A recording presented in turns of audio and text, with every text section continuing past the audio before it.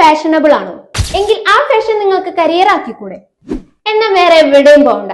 Central government recognised certification provide ചെയ്യുന്ന Chitra women's അക്കാദമിയിൽ join ചെയ്യൂ.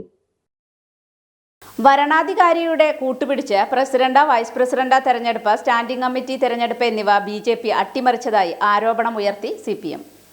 വരണാധികാരിയെ കൂട്ടുപിടിച്ച് പ്രസിഡന്റ്, വൈസ് പ്രസിഡന്റ് തെരഞ്ഞെടുപ്പ്, സ്റ്റാൻഡിംഗ് കമ്മിറ്റി തെരഞ്ഞെടുപ്പ് എന്നിവ BJP അട്ടിമറിച്ചതായി ആരോപണമുയർത്തി CPM. Thiruvilwamala panchayat CPM parliamentary party നേതാവ് ദിലീപാണ് ആരോപണവുമായി രംഗത്തെത്തിയിരിക്കുന്നത്. പ്രസിഡന്റ്, വൈസ് പ്രസിഡന്റ് തെരഞ്ഞെടുപ്പിൽ നോട്ടീസിൽ പറഞ്ഞ സമയത്തിന് ഇലക്ഷൻ ആരംഭിക്കാതെ ഒരു BJP ജനപ്രതിനിധി എത്തുന്നതുവരെ തെരഞ്ഞെടുപ്പ് ആരംഭിച്ചില്ല എന്നാണ് ദിലീപ് ആരോപിക്കുന്നത്.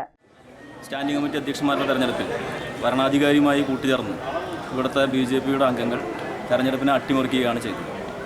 വൈസ് പ്രസിഡന്റ് തെരഞ്ഞെടുപ്പും പ്രസിഡന്റ് തെരഞ്ഞെടുപ്പിനും നോമിനേഷൻ രാവിലെ 11:30 സ്വീകരിച്ച് 2:30 തെരഞ്ഞെടുപ്പിൻ്റെ നടപടിക്രമങ്ങൾ ആരംഭിക്കുമെന്നാണ് നോട്ടീസ് മുഖേന അറിയിച്ചിരുന്നത്. എന്നാൽ BJPയുടെ ഒരു മെമ്പർക്ക് വരുന്നതിന് വേണ്ടി 2:30 തെരഞ്ഞെടുപ്പ് നടപടിക്രമങ്ങൾ യഥാവിധി ആരംഭിക്കാതെ 3 മണി വരെ വൈകിക്കുകയാണ് ഇവിടുത്തെ ഭരണസമിതിയും ഭരണാധികാരിയും ചെയ്തത്. പ്രതിപക്ഷ അംഗങ്ങൾ എന്ന നിലയ്ക്ക് ഞങ്ങൾ തെരഞ്ഞെടുപ്പ് ആരംഭിക്കണമെന്ന് നിരവധി തവണ ആവശ്യപ്പെട്ടിട്ടും കൃത്യസമയത്ത് ആരംഭിക്കാൻ വേണ്ടി തയ്യാറായി.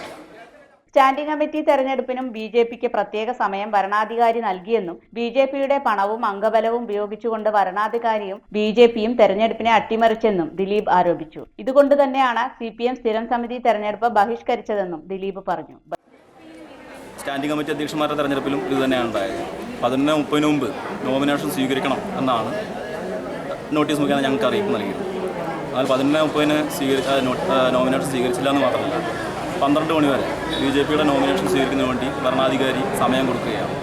അപ്പോൾ BJPയുടെ ആൾബലവും പണവും അംഗസംഖ്യയുമെല്ലാം ഉപയോഗിച്ച് ഇവിടുത്തെ തെരഞ്ഞെടുപ്പിനെ അട്ടിമറിക്കുന്ന സമീപനമാണ് ഭരണാധികാരിയും ഇവിടുത്തെ ഭരണസമിതിയും ചെയ്തത്. അതുകൊണ്ട് തന്നെ ഈ തെരഞ്ഞെടുപ്പ് നടപടിക്രമങ്ങൾ നീതിപൂർവമായി നടപ്പിലാകും എന്ന് ഞങ്ങൾക്ക് ഉറപ്പില്ലാത്തതിനാൽ ഈ തെരഞ്ഞെടുപ്പുമായി ബന്ധപ്പെട്ട് ബഹിഷ്കരണം പ്രഖ്യാപിക്കുകയാണ്.